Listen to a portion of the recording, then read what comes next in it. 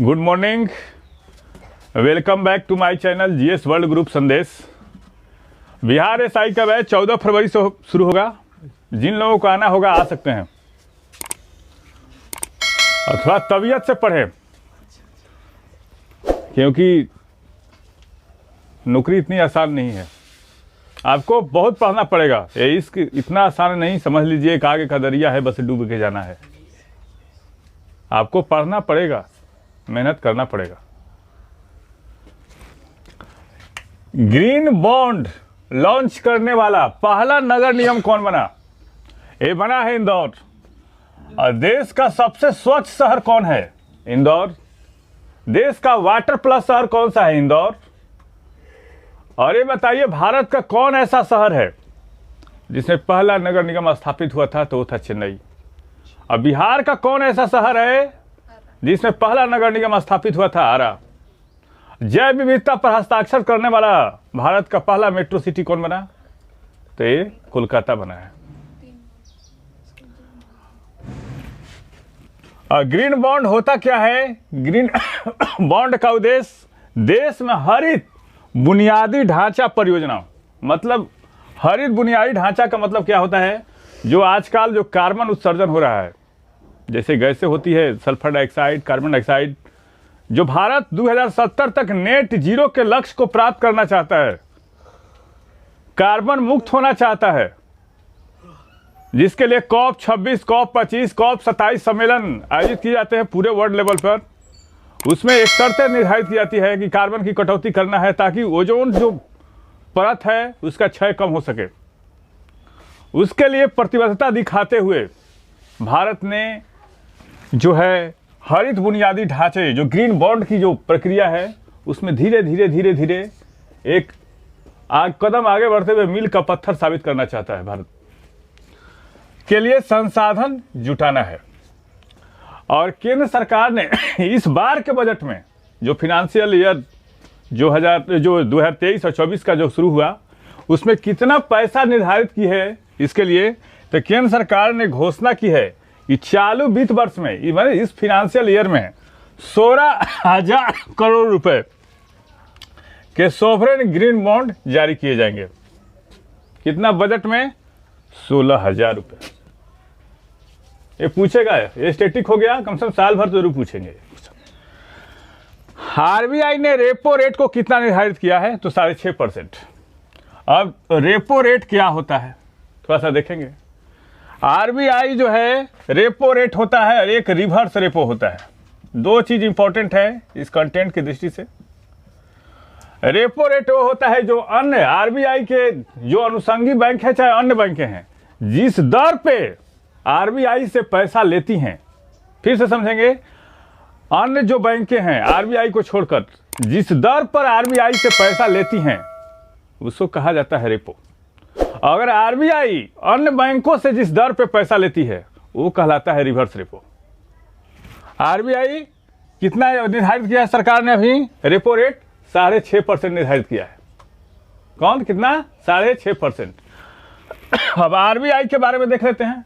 RBI की स्थापना हुई थी भारत सरकार अधिनियम 1935 के अंतर्गत। स्थापना हुआ 1935 में। इसका जो होता है राष्ट्रीयकरण हुआ 1949 में। पहला अंग्रेज गवर्नर था इसका एसबोर्न स्मिथ। और भारतीय कौन था? सीडी देशमुख। मुख्यालय कहाँ है इसका? मुंबई में है। कहाँ है? मुंबई में। अब देख लेते हैं अस्थायी जमा सुविधा दर कितना अभी? तो 6.25%। सीमांत आवासीय सुविधा दर कितना है? ये 6.75%। और बैंक दर कितना है? तो 6.75%। हार्वर्ड लॉ रिव्यू की पहली भारतीय अमेरिकी महिला अध्यक्ष कौन बनी? अप्सरा अय्यर बनी है। कौन?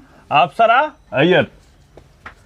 किसका? हार्वर्ड लॉ रिव्यू की पहली भारतीय अमेरिकी महिला अध्यक्ष अप्सरा अय्यर बनी है। हारून इंडिया अवार्ड किसे मिला है? बीपी नंद कुमार को ये अवार्ड है। ये पूछा करंट में, तो इंपॉर्टेंट क्वेश्चन है कि हारून इंडिया अवार्ड किसे मिला? तो बीपी नंद कुमार को मिला है। पीएम कुसुम योजना को कब तक आगे बढ़ाने का निर्णय लिया गया है? 2026 तक। और इस योजना की शुरुआत कब की गई थी? 2019 में शुरुआत की गई थी। इसका मुख्य उद्देश्य क्या है? भारत में किसानों के लिए ऊर्जा सुरक्षा सुनिश्चित करना है और 2030 तक गैर जीवाश्म ईंधन स्रोतों से बिजली की स्थापित क्षमता, बिजली की क्या है? स्थापित क्षमता का हिस्सा 40% तक बढ़ाना है। भारत जो है अब कार्बन डाइऑक्साइड जो अपना लक्ष्य रखा है 2070 तक नेट जीरो को, उसको प्राप्त करने के लिए धीरे धीरे प्रतिबद्ध है और उसी की दिशा में कदम बढ़ा रहा है।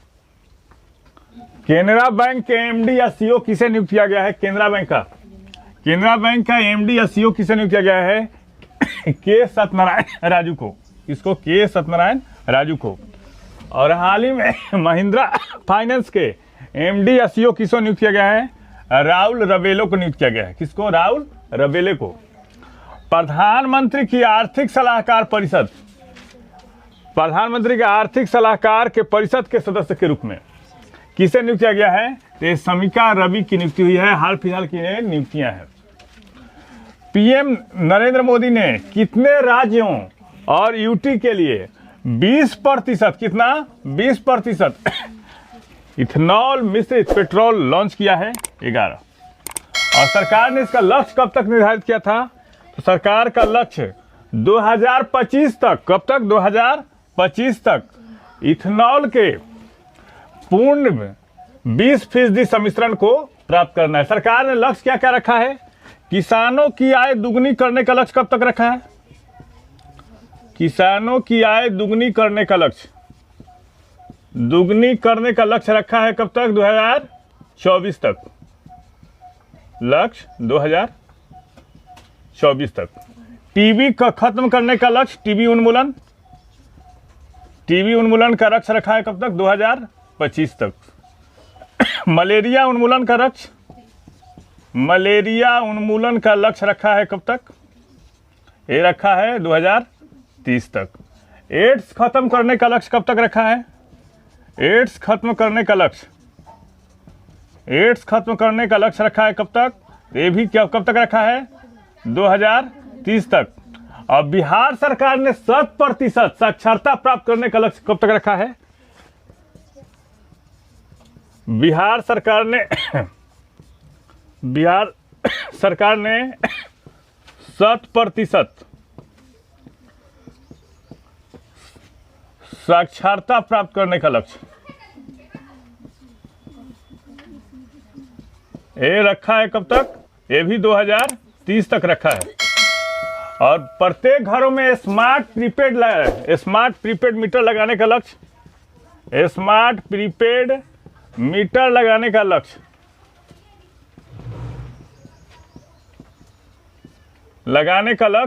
ये रखा है कब तक? 2025 तक।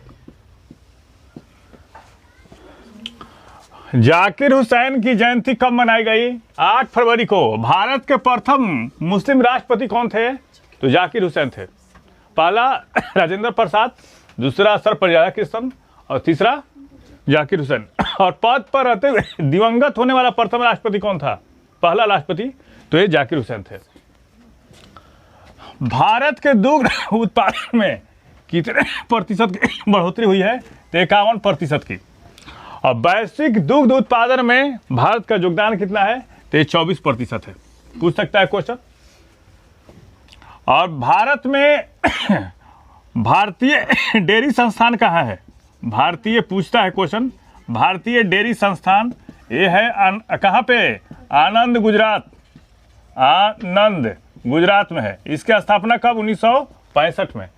और राष्ट्रीय डेयरी संस्थान कहाँ है? राष्ट्रीय डेयरी संस्थान ये है करनाल में। इसकी स्थापना कब? 1970। और भारत में श्वेत क्रांति की जनक किसको कहा जाता है? तो वर्गीज कुरियन को। किसको? वर्गीज कुरियन को। श्वेत क्रांति का पुरोधा या जनक किसका? श्वेत क्रांति का। राष्ट्रीय डेयरी विकास कार्यक्रम की शुरुआत कब हुई? 2014 में। गृह मंत्रालय की रिपोर्टों के अनुसार 2022 में वामपंथी उग्रवाद के जिलों की संख्या सिमटकर कितना हो गई है? 45 हो गई है। जो रेड कॉरिडोर की बात मैं कर रहा हूँ। जो हमारे देश के अंदर जो वामपंथी उग्रवाद है उसकी बात मैं कर रहा हूँ।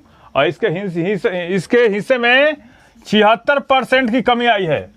हमारे यहाँ रेड कॉरिडोर कहा है, थोड़ा बहुत झारखंड, आंध्र प्रदेश से सफाया हो गया, छत्तीसगढ़ में है, महाराष्ट्र का गढ़चिरौली का इलाका है, एमपी का कुछ इलाका आता है, बिहार के कुछ इलाके आते हैं, तो ये सब थोड़ा रेड कॉरिडोर में आता है। तो इसमें जिलों की संख्या कितनी हो गई? 45। बताइए सेशन कैसा रहा? अगर अच्छा लगे तो लाइक करें, सब्सक्राइब करें, शेयर करें। Thank you.